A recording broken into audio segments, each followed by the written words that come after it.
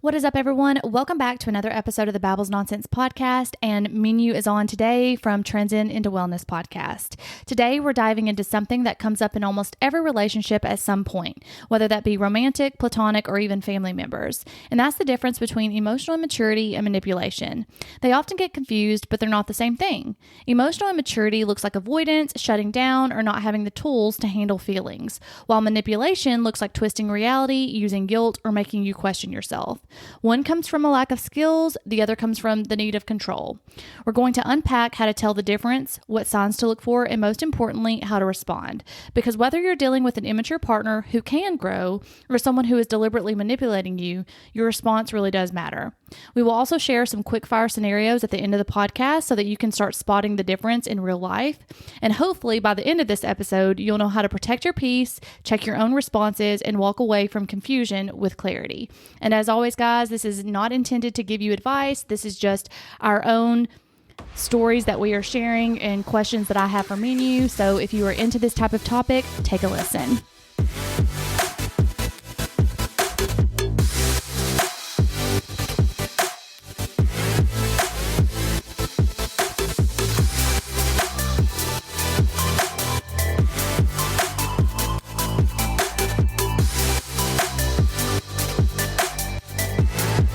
All right, guys, welcome back to another episode with Transcend into Wellness and Babbles Nonsense. Babbles Nonsense. Cannot speak today. Your two favorite people collabing once again because I have so many questions for Meenu. I have so many questions. Today, we are going to talk about how to spot the difference, or can you spot the difference between manipulation and emotional immaturity? Because honestly, the outcome to me is the same at the end of it all. I mean, the end of it all, we're screwed. Long story short, but the end of it all, people suffer. Like when other people don't do the inner work and other people don't have self-awareness, the rest of the population suffers. The end. You don't even have to listen to the rest of the podcast. There it is. The end. Turn it off. I'm just kidding. Don't turn it off. But yeah, I wanted to talk about this because, as I've gotten older, the more therapy I go to, the more life coaching I do, the more, obviously I'm growing as a person. I used to be a person that was so afraid of change. Like even in life, it would just freak me out. Like I don't move furniture around in my house. And I was so afraid to change who I was. But the older I get and the more things happen, whether that be in relationships or friendships, I'm like, you know what? I don't want to be the same person I am today in 5 years. I want to be better than I was. I obviously don't want to go backwards, but I want to be better than I was, and if I'm not doing that, I'm not growing. I don't want to be stuck in an emotional, immature place myself. So I wanted to have this conversation with you. Yeah, and honestly, kudos to you for recognizing that, and also kudos to you for wanting to change because it takes a lot of guts to do that, and it's very scary. Any type of change for a person like you that likes predictability, that likes certainty and things like that, it's very hard to change, and it takes a lot to even say I want to change. So I think you're already at the first step, so you're already there. But guys, that does not mean that like she said, it's not easy. So just to give some background before we start, if you don't know me and you're listening to this podcast, I have high anxiety most of the time, and I just overthink everything on a day-to-day basis, which, that's something Meenu has helped me a lot with because, overthinking, she has let me know is obviously you're staying in the future. You're not allowing yourself to live in the present by overthinking everything. And you're just telling yourself stories that haven't even happened. Yeah. So trying to change, your way out of that is definitely hard, but it's something I'm obviously going to work out probably till the day I die because it's just ingrained in us subconsciously and all that other jazz. But to get on to this topic, can you tell us or explain to us the difference between what emotional immaturity is and what manipulation is? And I guess we should say this could be in any type of relationship, whether that be a romantic, friendship, parent, sibling, whatever relationship. Yeah, well, there's so much to talk about here because I feel like you all need to take notes. I'm kidding. I feel like when you're in your mid-30s, like me and Jonna, having so much experience with so many different types of people, having been in so many relationships, you are forced to learn what these things are so you can better see for yourself and protect yourself and choose with discernment when you're moving on, whether it's a friend or a romantic partner, whatever it is. So I think this episode is going to be so useful, whether you're in your 40s and single or married, or you're struggling in your friend group and wanting to know who's toxic, or you're struggling in your relationship or partnership, whatever the situation is. I think this information we're about to talk about is so significant because obviously all this touches on self-awareness and mental health. So emotional immaturity is generally when a person struggles to either identify, process, or regulate their emotions in a healthy way and in an age appropriate way, right? Some of the signs of emotional immaturity would be like poor emotional regulation. So, emotional regulation is the ability to process anxiety, the ability to process stress, the ability to process trauma. So, that doesn't mean the absence of anxiety, absence of stress. We're not talking about not having any of these things, but when you have these things, how are you able to move through that? So that is emotional regulation, the concept of doing it. Would you say, for an example of that, like I've been seeing a lot on TikTok lately, like the attachment styles, like avoidant attachment, anxious attachment, like those type things where you can't regulate those attachments? Mm-hmm. Like for example, like an avoidant, they yeah, like an avoidant attachment, they can't handle their feelings, so they just run. Mm-hmm. Where an anxious attachment, like they can't handle their emotions, so they bug and they plead and they beg and they Yeah, chase. and they want to, and they chase, and they want to communicate desperately because, yeah, all that, whatever you're saying, even the attachment styles, it's actually, if you look at it in the emotion spectrum, because my specialty is like working with human emotions. So when you look at it in the emotion spectrum, it's all about you not being able to regulate your Right. emotions. So Right. Right. Right. so you're either running or you're chasing or you're avoiding. So it's either one of those three, right? So that it's all about, and it can stem from childhood, right? It could be maybe your parents were avoidant, your dad was avoidant, your mom was avoidant, or one of them was anxious. Like you never know what triggers and what sets you off to either be an anxious or avoidant or fearful. But some of the, like I said, signs are like black and white thinking, avoiding responsibility, not knowing how to process your feelings, and then very defensive and reactive. Like when somebody gives you feedback or when someone gives you constructive criticism, and you are very quick to react and you're not just pausing and staying and listening to them, your body can handle it. Like that's a classic sign of like emotional dysregulation. And then generally when people are very controlling or when you are very controlling, you only want a certain outcome. You're not going to accept anything else. That shows like lack of tools because you don't have the tools to accept other outcomes, which is emotional dysregulation. And then of course being very defensive is also emotional dysregulation. So emotional immaturity is more like, how do I say it? It's like emotional immaturity is more childlike, right? Yeah. Because it's immaturity, but manipulation is more skill based, Okay. right? That, I mean, it You, makes sense because you have to kind of know what you're doing. And that's where yeah, I think it becomes difficult to discern between the two because sometimes like immaturity, like you feel like when someone's older and they are having those immature behaviors, you're like, you have to know what you're doing, right? yeah. And you would be really, really shocked. Like you would be really shocked. One of my closest friends was dating someone, much older than her, like well into his 40s, and he could not regulate himself. He could not, and he had a great job. Like he could not, for the life of him, regulate his feelings. So he would come to her, reach out to her constantly to regulate him, right? So that's why it's emotional immaturity because it's immature. It's not age appropriate. These things happen when you're 60, 70, 80, 20. It doesn't matter how old you are. Like if you don't know and understand how to regulate, you're going to have that problem for the rest of your life, right? So Yeah. that's again a sign of immaturity. We can say it's a lack of information, lack of tools. So for people that are emotionally immature, there is still so much room to learn and grow.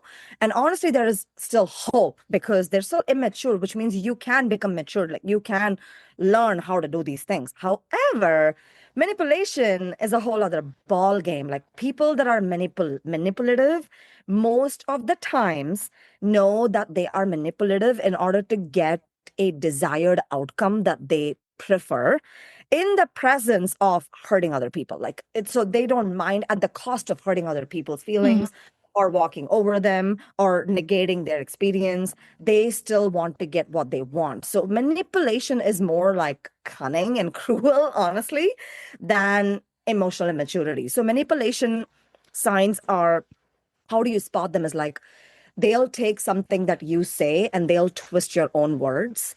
So that's a classic sign of manipulation.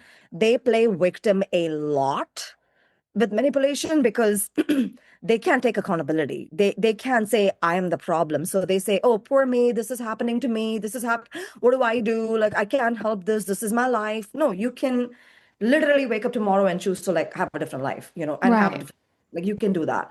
They use guilt or shame often to manipulate a situation into their will. Jonna's making faces, you guys. Like this is not video, but No, it's we're gonna have to eventually one day do video podcasts and just upload our Zooms because like y'all have to understand, like when we do these podcasts, we don't talk beforehand at all. I have my questions for her. She has her notes because all we do is say, here's the topic we're gonna cover. So this is almost like a therapy session for me when she's talking, and I'm almost like over here going, yeah, yeah, uh-huh. Check, check, makes sense. Okay. yeah. Continue. Move on. It's also inconsistent words and actions. So sometimes people make fake promises. They'll say, I'm going to do this. You watch. I'm going to change. I'm going to be better for you and things like that. But then they start and then they don't continue. There's no consistency. So that's because they want to keep you and they want to get you. So their actions and words never match, right? And then this is a classic one with manipulation. They're gaslighting you. They gaslight you. So if you don't know what gaslighting means, it means invalidating your experience of a situation or trauma.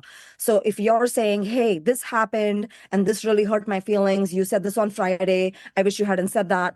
Gaslighting, a person that gaslights you would be like, no, no, no, you're too sensitive. You're overthinking it. I didn't say it like that. I didn't mean it like that. Instead of actually saying, I'm sorry, Mhm. you know, I probably messed up. I shouldn't have used that tone. I should have used a different tone. You see, that's accountability. So, Right. And then, guys, just so you know, like there's a lot of buzzwords like narcissism and gaslighting, and we're not talking about like everybody, like no one has to agree with you. What right. she's saying is like you don't like, let's take the example, someone, says something to you and hurt your feelings on Friday.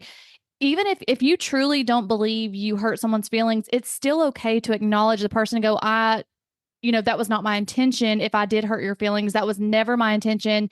Let me try to reword it or something like that. Like it's still taking accountability. Even if you still don't feel you did something wrong, you don't have to put the other person down for their feelings because perception is everything. Perception is real. And if someone perceives something, and it happens to me quite a bit, and I'll take accountability for that. Like I'm a very direct person and it comes across as quote unquote rude or blunt a lot.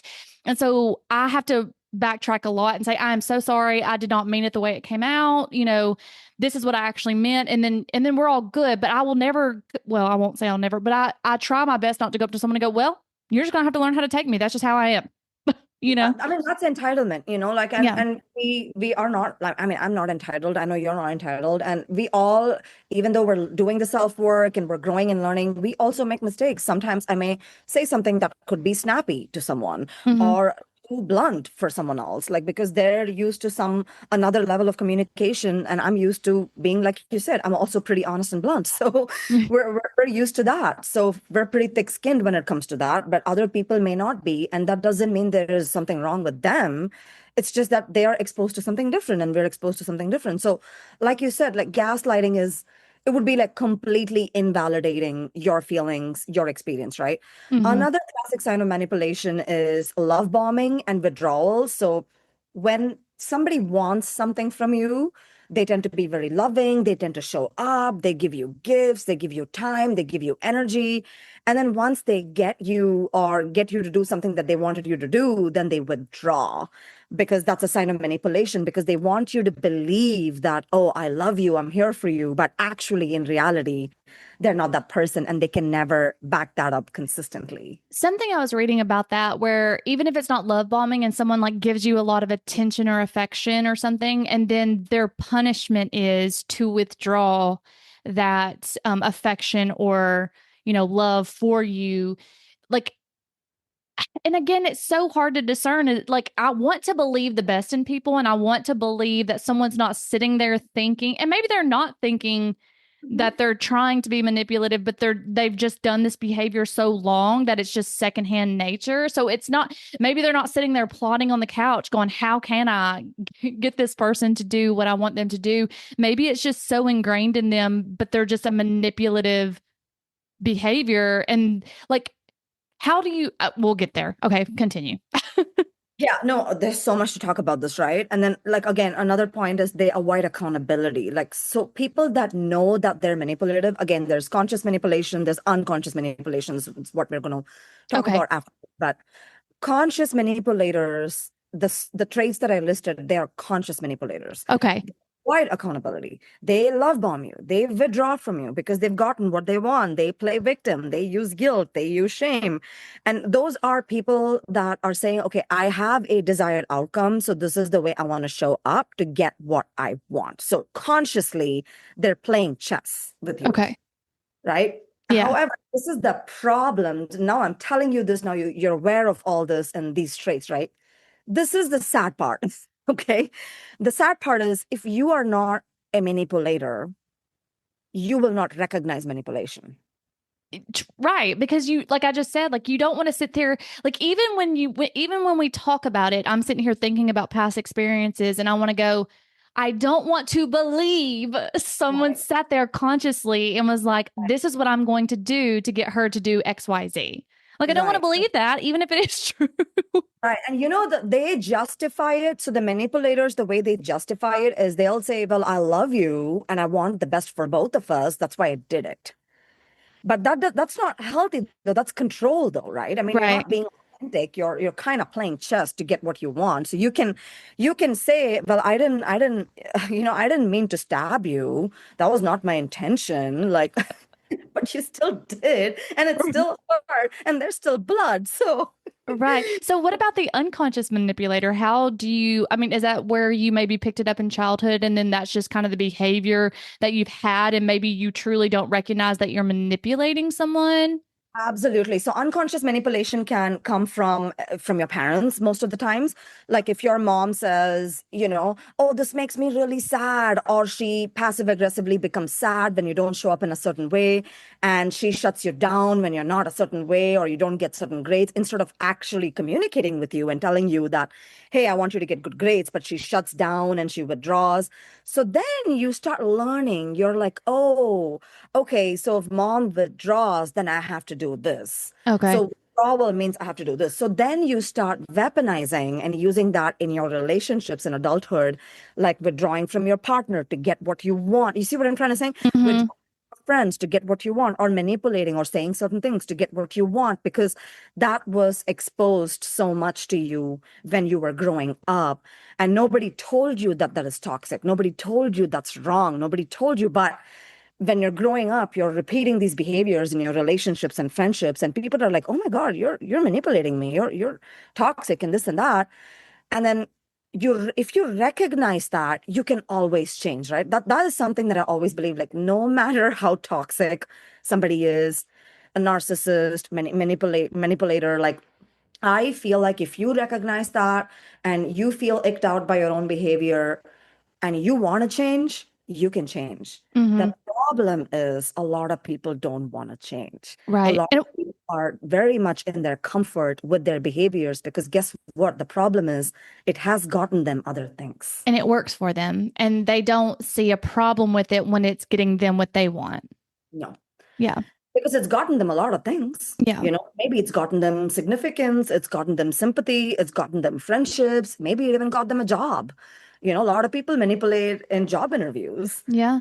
they I guess I love. just can't relate. And I'm not going to say I've never unconsciously manipulated because I don't know. I don't feel like I have, but I guess I can't relate in the sense of like if I'm hurting someone that I really care about, like I don't see how I can't look inward and go, even in the moment, if I don't understand it, like why I can't self-reflect and be like, why is that person hurting? Like talk to Mm, a friend, talk to a therapist, talk to a coach and be like, this is the situation. Like, can you point out some things that like that I'm not seeing that maybe I hurt someone else or something like, you know what I'm saying?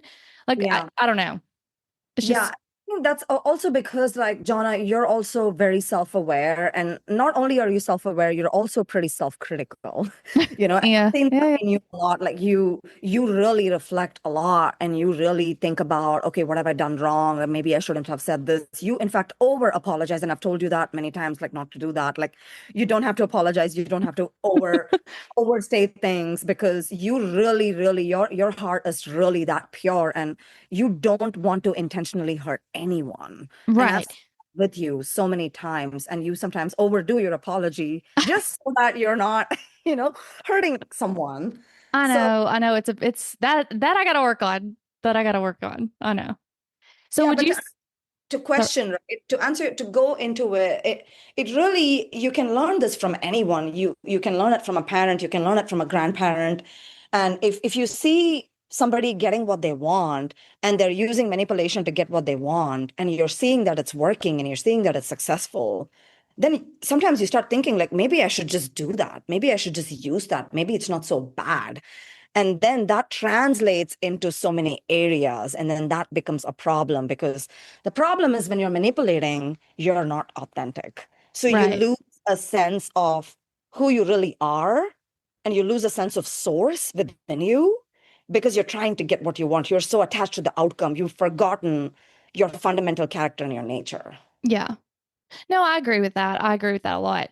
Are all manipulative behaviors intentional, or can they sometimes stem from that emotional immaturity where they're not fully aware, or maybe it's like they have that avoidant behavior, because there's so many different, like I've been trying to like study attachment styles and gosh, there's so many. There's like fearful avoidant, um, Yeah. dismissive avoidant. Mhm. And then so it's like we all have these attachment styles ingrained in us from childhood that are subconscious that we probably don't even recognize what they are or what they're doing until you study them. And then so would you say that all like because they kind of cross over. Not all are intentional. To answer your question, not all. Okay. A lot of people, some people don't even know that they're doing this. Right. That's what I was like, because I know that I lean more towards an anxious attachment style. I actually took a quiz, and you'll laugh at this, maybe you won't. I actually took a quiz because I was like learning about them, and it said that I had a secure attachment style, and I was like, what? Me secure? Okay, but then it said that you can have secondary attachment styles when you're triggered. So if you're Yes. not in the right relationship, then your Mhm. second, like your act, like whatever you would had, like so in my childhood, it would be an anxious attachment. I when I read about them, I leaned between anxious and avoidant. That's so funny because I also lean. So I'm naturally very secure, but I have been with partners, and some of them have triggered anxious attachment styles, and some of them have triggered avoidant. Isn't that crazy? Like, We're the same person. yeah, even with when you're with different people, they can trigger different attachment styles within you. Yeah. And again, like you may not be consciously aware when you're being triggered, but that can definitely happen. And why is it so important for us to? I know we're not talking about attachment styles, that's a whole nother podcast, but why is it so important for us to know which one we're dealing with, whether it be manipulation or emotional immaturity? I think it's important because if you especially want that relationship with that somebody to work, if you Mhm. want that friendship to work, if you want that marriage to work, you have to be able to communicate. And how are you going to communicate if you don't know whether they're being emotionally mature or they're straight up manipulating you? Like you don't know. How will you communicate that? You can't tell a person that's completely emotionally immature and not manipulative at all. Let's say they don't have any of the manipulative traits, they're just immature. You can't go and tell them you're manipulative. It doesn't kind of fit the description, if you know what I Right. mean. And it's if people can unconsciously manipulate you, then how do you discern between someone just being scared of their feelings, which is emotional immaturity, and Mhm. then someone who's manipulating you if they're unconsciously doing it? Like, how do you determine that if they're trying to not take accountability in a situation in a relationship? I think you have to talk about it. I think I always like to say I feel statements. And whenever I'm confronting someone, I mean, take it or leave it, guys. This is what's worked really well for me. Whenever you say, you did this, you said that, you did that, you're automatically going to be met with defense, even if that person loves you, cares for you, because the human nature is to protect themselves, right? So automatically they're going to defend in order to protect themselves when they're being attacked or when there is an accusation, right? So whenever you're confronting somebody and you don't know what it is, you don't know whether it's emotional manipulation or emotional immaturity, you always say, hey, I feel when we had this conversation, you were saying this and you're behaving this way, but your actions are not matching your words. You said you would do this, but you didn't do that. Whatever the context is, I feel like this is happening. Yeah. And when a person is emotionally immature, their response is going to be like, oh my God, I didn't know that this was happening. I Okay. didn't know I was doing this. I didn't know it came across this way. And depending on how self aware they are and how receptive they are, they're either going to take the feedback and work on it, or they're going to be like, this is going to take time for me to work on. I have to go to therapy, whatever it is. But manipulation, when you confront them, they're going to gaslight you. They're going to twist your words and they're going to say, no, I didn't say that. I didn't mean it like that. You're overthinking it. You're just too sensitive. Because You they don't want to talk about it. Exactly, because that's the biggest difference between someone that's emotionally immature and somebody that's actively manipulating. People that are emotionally immature, most of the times don't know because they just lack, like I said, they just lack tools, they just lack awareness. So they usually will be like, okay, I don't have the tools. I don't know how to process this. And I love you enough to go do the work. Again, that's Mhm. their choice. But people that are actively manipulating don't want to change most of the times. Like they're very comfortable because they've gone through their entire lives manipulating and getting what they want. So they don't see a desired outcome or an ideal way to live if they get rid of that manipulation. That makes sense. I'll give you an example. I'll give you an example of how sometimes two can kind of overlap. I mean, I still have this friend, close friend. Anytime she needs a favor, she will never ask me for a favor directly, right? So she will be like, "Can you watch my dog?" And this is, by the way, it'll also be like you spending time with the dog. It'll also be like you being in the house, and she'll always make it seem like it's also a good thing for me. For you, yeah. And then one day I just had to be like, hey, you know what? Like next time, if you need a favor, I would much rather you just ask me for a favor. Right. I don't need to be benefiting from that. You don't need to tell me how that's good for me. You don't need to tell me how that's beneficial for me. We don't need to be playing. I didn't say playing all those games, but I was thinking in my mind, right? I'm like, I was Right. giving benefit of the doubt because I didn't know if she knew that she was kind of being manipulative or whatever. So, or it could be emotional immaturity. Maybe she didn't know that she was doing that, right? So I gave her the benefit of the doubt and I had a conversation. And then she was like, oh, I'm sorry. I didn't know I was doing that. Like, I won't do that. Next time I'll just ask you for a favor. So Right. that was a quick fix. But if she was manipulating me, she would have probably turned it around on me. And if she had intentions to manipulate me, she would be like, how could you think that? I was trying to help you too. Like how can you say that? That's so rude. Like, you know what I mean? Okay. So I have an example that I want you to help me with. So if when we're talking about manipulation versus emotional maturity, let's say two people are disagreeing on an argument Mhm. that they're having, and this is like a dating relationship, and they're arguing and disagreeing about a situation that has happened in the past. Okay. Like you said, when people feel like you're coming at them, they just automatically get defensive. So if someone's telling me in this moment that I did something out of spite or I did something, to hurt them, when that's not my truth was like, no, I did I was not doing anything out of spite while I was single or anything like that. And so of course I'm bringing up situations that did happen in the past because I know they say not to do that, but I'm bringing up situations like, how is this any different than when XYZ, or how Right. is this any different than these situations? Like, at that moment when I was having the conversation with this person, they thought I was trying to throw past behaviors in their face or trying to defend, Mm. what they were mad at me for. And no, guys, this is not cheating or anything like that. This is, I'm just trying to like be as vague as possible. But Mhm. they're trying to, tell me that I'm trying to then defend my behavior and only bringing up past stuff that's in the past. And I'm Mhm. like, no, I'm trying to bring up situations to show, how is the feeling Right. any different? Like how, when you did those past behaviors, this is how it made me feel. When I've done this past behavior, this is obviously how it made you feel. So it's the same feeling that we're feeling. And I'm just trying to bring up an example, but I also can understand where they're coming from when they're like, but no, you're just bringing up past stuff and throwing it in my face. But the question is like, how do I know when we're having these conversations, and how do I know if it's manipulation versus emotional immaturity when I'm like, he's having the conversation with me, he's listening to me talk, Right. but then he's also being defensive, I'm being defensive. Mhm. And let me ask you this, like, have both of you given each other the stage? And I think we briefly talked about it. Like when he's talking, are you completely listening and taking it in? And when you're talking, is he completely listening and taking it in and giving you the time to like process? Is that happening also? I mean, I personally think that I give time. Mhm. I can't speak for someone else. Do Yeah. I feel like he fully listens to me at times? No. I feel Okay. like he's already in defense mode and he's Yeah. mad and he's angry. And so Yeah. he's not hearing anything I have to say. Right. It definitely feels very much like emotional immaturity for sure. Because remember what we said about emotional immaturity, like poor regulation, very defensive, very reactive.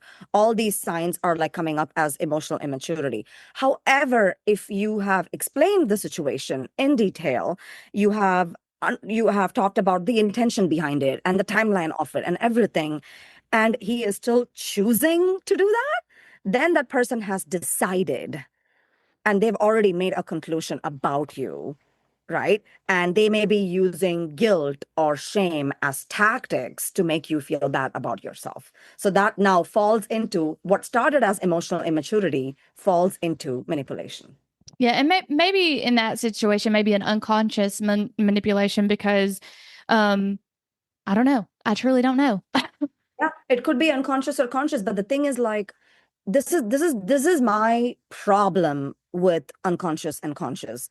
It doesn't matter. You're still hurting people, right? And when you're being called out, when you're being asked or when you're being talked to about how the other person is feeling, you have an opportunity to say, oh my God, I think I fucked up. I think I made a mistake. I think I take my statement back. I think I want to say it again. You also can say, hey, the energy is running too high. Why don't we connect in an hour? Why don't we connect in 30 minutes? No. So the way you're explaining is it's almost like I want to be right because I'm right, and this is it. Yeah. So it's almost like a made up, the person has already made up their mind Yeah. in order to defend their point and defend their truth, and are unable, and not only unable, and more like unwilling to listen to your part. Yeah, I mean, possibly so. Because I guess, and you tell me if I'm wrong here, and I think like this is a whole different topic, and I'm just curious with manipulation, emotional immaturity. Like we all use this word love, like I love you, like and no one can ever really explain it, right? Because it's kind of it doesn't everyone's definition is different on what they're feeling. So we've always, love has no bounds and all this other stuff. Why? But it does, because I've started, I used to think like, oh, you just have to love someone enough. But at the end of the day, sometimes love isn't enough. It's And not. sometimes, someone can like you can love someone to the death, but be like, you're not, I just don't like the way you treat me. Like I just can't keep doing this. But that doesn't. So for example, my great uncle who's passed away now, he loved his ex-wife like until the day he died. He never remarried. He never dated anyone outside of her, but Mhm. he did not treat her the best way in their marriage. And he's told me this whole story. He was like, I did not treat her the way she deserved to be treated. And they got a divorce, but they both never remarried. And I don't know if she dated or not. He did not. Um, Mhm. and they still talked as best friends and stuff like that because they loved each other. Mhm. But at the end of the day, love just wasn't enough to carry that marriage out because of the way the actions he carried through that marriage. No, absolutely. Love is never enough. It's not, sometimes not enough. Love is never enough. And I think I've told you this many times. I can engrave it in a stone and I hope it'll stay after I die, which is romantic relationships are transactional. You can Hmm. hate me for saying this. You can get triggered for me for saying this, but romantic relationships are transactional. There, okay, this is the thing. You can have unconditional love, but you can't have unconditional respect or disrespect. You Right. can't, like, that's not okay. You can love somebody, but if they beat the crap out of you, you have to leave. Right. Abuse you and yell at you, you have to leave. Right. Well, I guess where I was going with that is like, so I feel like when people are in love, they are a Mhm. little bit blinded by some of the stuff and they can't see Oh, like if you go 1000%. right, like you Yeah. go to your friends and you talk to your friends and your friends are like, you're crazy. Like what I would never put up with that Oh, behavior. absolutely. Like I'll give you an example of classic love bombing combined with manipulation that I Mm-hmm. faced in college. So when I was dating this guy, he would be like super possessive and he would not like it when I made plans with other people, even my own family members. He always wanted to be kind of consulted. He always wanted to be the person. And at that time, it was disguised as love, right? Because I Mm-hmm. loved him and he loved me. So he was like, I love you so much. So I want to do everything with you. That's why. But actually, he was manipulating me, Mm-hmm. completely manipulating me because he was controlling me. So anytime I made plans with other people, he would make me feel extremely guilty as if I was doing something wrong. Instead of actually communicating, telling me how he feels, getting vulnerable, talking about boundaries. No, none of that happened. It was just straight up anger, straight up control, straight up manipulation.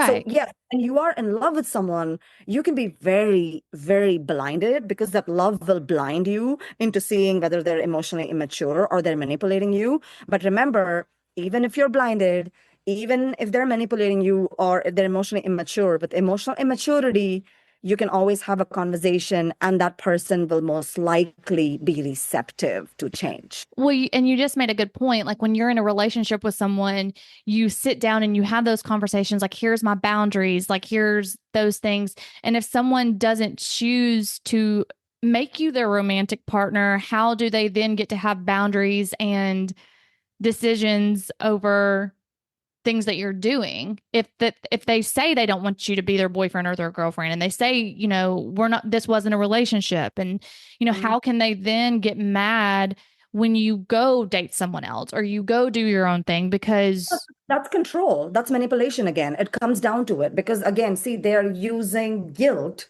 and shame as a tactic to loop you in because they're not giving you the commitment. They're not saying, you're mine. And so I'm demanding this, or I ask this off you, or I request this off you. First of all, you can't demand anyone, even if they're yours. That's another topic for another day. But my point is like, no, that's straight up manipulation. And I feel like it's also a double standard sometimes because I feel like if we did the same to them the same way, the outcome would be so different. But I mean, if they did the same to us, like we have to react differently versus like if we did the same to them, then it's explosion. So I mm-hmm. think there's also double standard in that. And I think it's definitely manipulation, if you ask me, whether it's immaturity or manipulation. Because, like I said, immaturity, you can call it out, you can have a conversation, you can fix it, you can change most of the time, unless that other person is extremely stubborn or unwilling. And that makes sense because I'll say like I've had, through my growth periods and stuff, like I mean, I'm not saying I'm the most emotionally mature person. Like I still have my moments, but like even in my like I guess quote unquote baddest moments like years ago, like even like when me and my aunt have conversations, like if she would say something that would really irritate me about myself, I would be like, whatever. And then I would go think about it. And then it took me about 2 to 3 days. And I would either text her, probably text her because I didn't want to like have to face her in a phone call and be like, so I thought about it and you are correct. I'm gonna work on this. And so that could be a sign of immaturity at that point for that specific topic. But Hmm. it shows again to reflect and come back. But see, manipulators don't take accountability. That's the difference between emotional immaturity and manipulation because manipulators cannot take accountability, especially if they know that it's going to serve them for their life. Right. It Well, isn't. what would you say the best approach is when you realize a partner is emotionally immature? Is it all about patience, boundaries, or both? Or like, how do you work through that? Because if you, we can all say, like, okay, that's emotional maturity. They can talk about it. We can talk about it. But if it doesn't change, if there's no actionable change, then that relationship typically is not sustainable. No, it's not sustainable. I always tell, I was actually coaching a client yesterday about this. I always say when the other person is reacting, which is a sign of emotional immaturity because they can't regulate their feelings, remember? So they're very reactive, they're explosive, they're yelling and screaming. They're reactive. The best thing you can do is to be stoic, is to just stay there. Because if you react, remember, they're already emotionally mature. And if you're react, you're like adding more gasoline to the fire. So there's no resolution. There's nobody comes to any conclusion. So the best thing you can do is if you're dealing with somebody that's emotionally immature, whether it's a fight, whether it's a conflict, whether it's a situation, to be more stoic, to be more neutral, to be more balanced, because when they are in that heightened state, whatever you say, it's not going to land anyway. Right. It's not going to work anyway. So you may as well give it some time, maybe a day or two, and then say, hey, I remember we had this conversation Friday, and this was the tone of the conversation. And when you said this, I felt this way. And it's triggering me and it's bringing up this. And I really wanted to bring it up to you so we can talk about it Mm-hmm. and then see how they respond. Right. If they say, no, this is you, you're oversensitive, this is not my fault, this is now It's you're not dealing, funny. I'm sorry. it's, now you're dealing with a manipulator. You're not dealing with somebody that's just emotionally immature. I think I'm just laughing because I'm thinking of scenarios in my own life, but And it's there's not that it's so funny. many. There's It's just so like, gosh, like when you say it, and you have these conversations, there's like people, it's almost like a, well, duh. But then when you're in it, it's not a, well, duh, you know? It's really not. It's really not. And guys, it's easier said than done. I have to tell you that in the podcast, right? I'm able to stay here and talk about this for hours and say how to discern and how to identify and how to spot. But when you're in the situation and there's an emotionally immature person in front of you, there's triggers actively coming up, it is Hmm. difficult. It's Right. not easy. It's harder to navigate that situation. So, what's the healthy next step if you realize it is manipulation? Oh, I would say leave. I mean, I'm kidding. I Well, mean, for me, the healthy next step always is a conversation, right? And but with manipulators, you got to be a little bit more careful because remember, even after you have a conversation, when they're doing it unconsciously, there is hope for a change. But when they're doing it consciously, they're doing it consciously because it serves them, because they're doing it for selfish reasons. So I actually even told this to a client. I said, start writing it down whenever they do something manipulative. hmm Notes, put the date, put it in your notes, the situation, and start writing it down. Because if you're a victim of manipulation, sometimes what happens is you think that there's something wrong with you. Yep. I was Because they about to say also, those are kind of signs like you start feeling like everything is your fault and like like it's almost like that like if someone dropped a glass in the kitchen and it wasn't you, you would still be like, "Oh my gosh, what, if yeah. I wouldn't have done that, he wouldn't have dropped that." Exactly, exactly. That's why I say start writing it down because your own mind is not going to be your friend, especially when you have a history of being with manipulative parents, being around manipulative people. Then you're used to that. Then your nervous system is used to that kind of normalcy. So if you really want to identify and get away, you need evidence, you need strong evidence. So you need to start writing it down. This date, this happened when it was completely not my fault. And this person totally twisted my words. This day, this happened. It was not my fault, but they gaslit me and made me believe it was. So you want to start writing specifics. And then after, whenever I guess you've had enough, read it, look at it, see it, try to have a conversation with them. Most of the times, if they're doing it consciously, there is no hope for recovery. That's why a lot of therapists say, even though I think that people can change if they want to, a lot of therapists say that when people are narcissistic, manipulative, hmm inherently, they don't change, right? Because it's more of a personality disorder from what I've It- read. Like most narcissistic true narcissistic people, not Mhm, just some narcissistic tendencies, they mhm. don't feel like they're doing anything wrong. They don't. and they don't change. They have Yeah. no reason to change because their entire lives have worked out great for them in them being narcissists and the center of the reality. So they don't, for them, it's not good enough to change for one person. Well, and when you believe if you truly believe you're not doing anything wrong, then why would you seek help? Why would you try to change if you truly in your mind go, what? I'm not doing anything wrong. That's why I said run. Yeah. Yeah. Right. Right. Right. Right.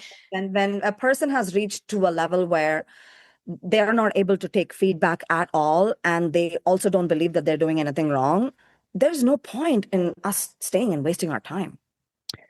Do you have three questions someone could ask themselves when they're unsure if they're dealing with emotional immaturity versus manipulation? Where they could like pause. Do you have anything? It doesn't have to be three, but like something that they could just pause for a moment and go, okay, is this emotional immaturity or am I being manipulated right now? So this is a really interesting thing. So generally, when it's just emotional immaturity and the person is just reactive or doesn't know how to regulate, you don't normally feel unsafe in bringing things up. However, if they're manipulators and they're gaslighting you all the time, you go into this place of, I don't even want to bring this up with them. So when you feel a lack of safety, you said three things. The first thing is lack of safety. Mm-hmm. It could most likely be manipulation. Okay. And You're then, feeling and you already know it's going to be used against you when you bring it up. yeah, So your body doesn't feel safe in bringing anything up, right? And right, the second thing is when you're in the conversation, and again, the second thing is when you're in the conversation and they're not able to receive it and they gaslight you, manipulation. right. It's immediately manipulation, right? And then the third thing is no accountability. They are not willing to look at themselves. They don't want to work on themselves. They're constantly in a cycle of blame. I've seen people like this. Oh, it's their fault. It's my mom's fault. It's my dad's fault. It's my brother's fault. It's my teacher's fault. They never want to take any accountability. They're in Mm-hmm. a state of victimhood. They're being a victim, get this, being a victim gives them significance. It gives them attention. People are like, "Oh, poor you, what happened to you?" So it gives them that attention that they're like needing to validate for themselves, right? Right. So whenever you see signs like this, like victimhood, gaslighting, lack of safety in the body, it's usually manipulation. And what's one practice that listeners can start today to build resilience against both? Ooh, that's a good one. I always go back to self-development and Mm-hmm. self-awareness, Yep. which is build on your character. I always come back to who am I and what are my intentions? Who am I and what are my intentions? And if you are very anchored in who you are, what your values are, again, boundaries are so sexy, like what your boundaries are, if you can be really anchored in that, then it's really difficult for people to manipulate you. It's really difficult for people to get under your skin because they know that you're hard to manipulate. They can't pull those strings. They can't do the gaslighting game. They can't do the guilt and shame game. They can't do any of that because they're probably like, oh, she is way too confident in who she is. And she has boundaries and she's going to walk away. So I can't really do It's that. funny that you say that because this past week with my therapist, I was having this conversation. I was like, I think I need to start working on my self-esteem. And she was like, why do you say that? And I was like, well, just because past people that I've dated, like I think it's clear that my self-esteem, like sometimes it's there. Like there's a difference in self-esteem and self-confidence, right? Like I'm confident at work. I'm confident sometimes when I like put makeup on and go out, but I at my core still need clearly still have work to do because I wouldn't allow someone to come in and out of my life, walk all over me, not allow me to have conversations and stuff like that. If I were truly like, I love who I am and you know what I'm saying? Like if I had a firm foundation. Yes and no. I have to deny a little bit of that. Yes, because yes, part of it is true. Part of it I have to say is no, is because I think it also comes with intentions. Like, for example, if you believe the best in people, sometimes you give them too much grace than they deserve. Yeah. So you're probably giving them too much grace than they deserve because that's what you would have wanted for yourself. Well, So, yeah, she said the same thing because I was like, and that's where it's hard because she was like, I see you as someone who has really good self esteem. And I was like, maybe Mhm. now more than I used to. But then also at the same time, when since you brought that up, I was like, I think it's because I never want someone to feel the way I felt as a child. And Right. so I never want to give up on someone because I felt like I was giving up on a lot. Right. But I think that that's the difference, right? What they Okay. did was when you were a child. Right. But these people are walking adults, walking time bombs, Yeah. choosing every day. They're waking up, choosing to be manipulative, Yeah. choosing to not do the work on themselves. No, Right. that's a whole other ball game. Right. That's a whole other ball. You can't compare, again, you can't compare you as a child to a grown woman or man. No, I know. I think just at a subconscious level, like when I'm like trying to iterate or if that's not the word, trying to like just say like why maybe some of the behaviors that I do, like why I hold on so hard to people, why, because number one, potential, which we all know to stop, Yeah, chasing potential. absolutely. Yeah. But two, I think it's just because like I see who Yeah. they could be and I just want to push them, but obviously it's not my choice and I have to realize that because then Yeah. maybe that's me being a manipulator, you know? I mean, it's also like, again, you just don't want to give up. And I Right. get that. You don't want to give up because it feels painful to be given up on. And you've experienced that, and I feel that. But the thing is, Jonna, you have to remember, this is going to sound crazy.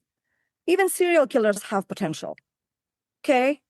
Just saying. Even You're people not in wrong. You're not wrong. mental institutions have potential. Even crazy people have, like, I don't like to use the word crazy. I don't use that in my profession. I shouldn't, but you understand what I'm saying, though. Like, Yes. people are irrational and unbelievable, Like sociopaths, yeah, and stuff Uh, like that. They have, do they have potential to be better? Sure, but Do they are want to?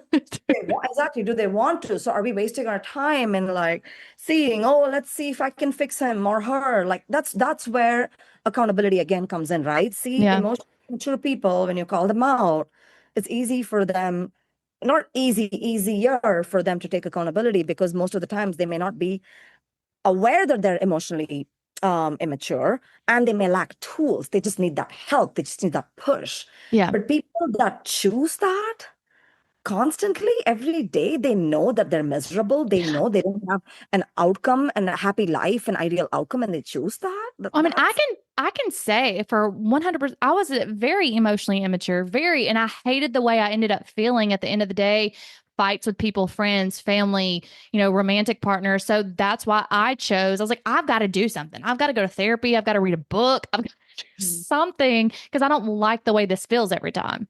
Yeah, no, totally get it. So I hope this like completely I don't know, makes it clear, like, right, It what is does. maturity and manipulation and how we can spot it, and then how we can discern and how we can communicate even to others. And when we communicate what we can spot and in the way that they react, and how we can draw boundaries and just all of it. It does, but we're going to do some rapid fire because that's my new thing that I've been doing. So I have a few scenarios and I want you to say if it's emotional immaturity, manipulation, or possibly both. Okay. And here we go. Number one, they say they don't want a girlfriend or boyfriend, but they get upset when you date other people. Manipulation. That They was apologize. easy. That was Number so two, they apologize only after you cry, but not when you calmly bring up concerns. It could be both. It Okay. could be. Mhm. They blame you for making them mad when you set a boundary. Manipulation. They blame you. Oh, I just said that one. They ignore you for days, then come back acting like nothing happened. Manipulation. They say you're quote unquote too sensitive when you point out hurtful comments. Manipulation. They withhold affection until you give in to what they want. 1000% manipulation. Women have done this for centuries. Oh my God. They confess deep feelings after you've threatened to leave. Ooh, classic manipulation. I say Whoa. that could be both. I say that could be emotional immaturity because, like, let's say that they're an avoidant Hmm. and then they're very afraid that you mean it this time and you're going to leave. Like, something's different and it, like, gets them to the core. I feel like at that moment, they could be like, but wait, wait. Okay. Okay. I've maybe or no. The reason I say is no is that it's a pattern. I don't believe somebody wakes up and decides to be some kind of way, Okay. right? The reason I say is manipulation is it's possible that this is not the first time they've done it. Okay. So if it's not the first time they've done it, they know that they're doing it. So Okay. if they know that they're doing it, how can it be immaturity? Because remember, immaturity can be fixed if they realize that they're immature. Right. But if it's repetitive, it's a pattern, it's manipulation. Okay.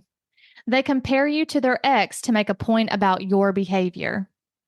I think that's very immature. Okay. You find yourself constantly apologizing to keep the peace. I mean, that's very unhealthy. What do I say? Is that manipulation or, ugh, that's neither. I think it could be, but probably emotional immaturity. Yeah, I mean, I wouldn't, the person that's constantly apologizing, that's not healthy. So that's emotional immaturity on their part. They need to regulate, and know that, okay, I've apologized once and that's enough, you Right. know? What if I already asked you that one. A partner says, if you really loved me, you would do this for me. Ooh, manipulation. I love these questions. You are good ones. A friend explodes in anger, but later apologizes, saying they didn't know how else to express themselves. Emotional immaturity, because see, again, lack of regulation, reactivity, that's more emotional immaturity. A coworker constantly forgets to do their part of a project, but always has an excuse. Ooh, manipulation. Yes. Someone deletes messages, blocks and unblocks to control when conversation happens with the other person. You just said control, so it's manipulation. I know I shouldn't have said that. Okay, that's all I have. But those are really good ones and really great examples. So guys, we like shared real-time stories with you. There are a lot of things that I shared with you that has happened in my life. It's not imaginary stories, and things that Jana said has happened in her life. So if you're listening to this, if you're able to see these signs, please start noting them down. Take your notepad, lock the notes, keep it just for you, start documenting things so that you are self-aware, because it is not a good reality to live when you're constantly being manipulated. You deserve Right. way more than that. You deserve authenticity. You deserve truth. You deserve love. Whoever is listening to this, you deserve that. I agree. And then I also like being like I said, I've been the emotionally immature one and I didn't get out of that until I did seek professional help, whether that be through life coaching, through therapy. Like obviously I still am immature at times, but it's quicker to recognize with the tools that I've learned both from Menu and through my therapy sessions, or even books that I've read. Oh, absolutely. So, Absolutely. and I also think like, if you are I'm not going to say victim of manipulation. I was about to say that. If you are the one being manipulated, I also think that sometimes like trying to get out of your own head and realizing things aren't your fault is also difficult without professional help as well. It's very difficult. And I had to call actually an adult out a few months ago, one of my family members, because anytime there was anytime I said something and they didn't like it, they would give me the silent treatment. Guys, I'm telling you, silent treatment is manipulation. Maybe you're doing it unconsciously. Maybe you're doing it with your child or your partner. Like that is not healthy. We are adults. We can talk about things. We can always say something is hurtful and something needs to change. Let's open up and talk more. Like let's not play these games with our Right. friends, family members, with our partners. Let's be communicative. Let's work on ourselves. I'm not a whole person. I'm still working on myself. Jonna's still working on herself. We are always going to be a work in progress. But as long as you are open and curious, you are golden. Just Right. don't shut yourself off. Don't ever say, I'm done working on this is it. No, no, no. It's always there's always more. There's always more to go. There's always ways to grow. So just remember that. All right. Thank you, as always, Minu, for doing this with me. And until next time, guys, bye.